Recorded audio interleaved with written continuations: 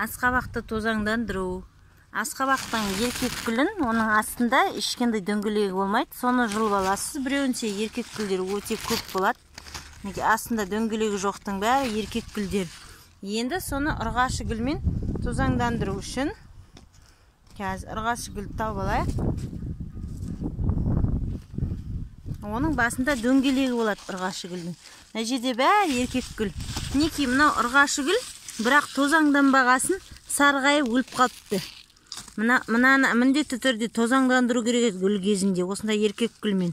Тозаңдандырмағасын мынау сары болып, осы жерде қурап өліп қалады. Ал тозаңданғандары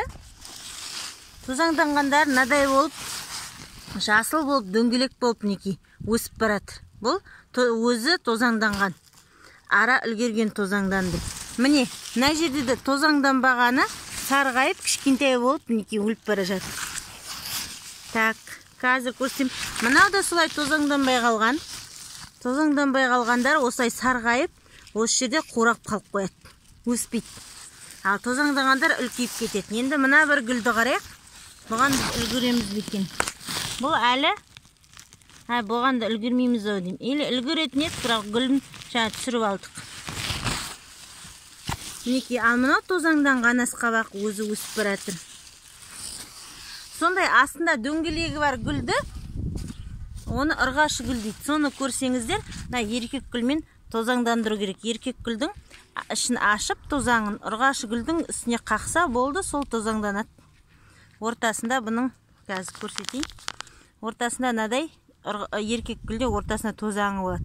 Соны ұрғашы гүлдің үстіне апарып қақсаңыз болды, тозаңданады.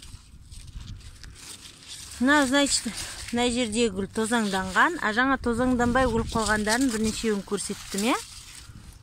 Себебі бұның олай болатыны асқабақтар тез жауып тастайды гүлін. Таңертеңсің күн ысы бастап жарық болса, гүлдерінің аузын жауып алады.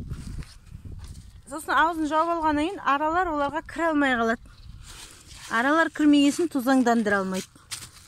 Еркек гүлдер өте көп болады. Ұрғашы гүлдер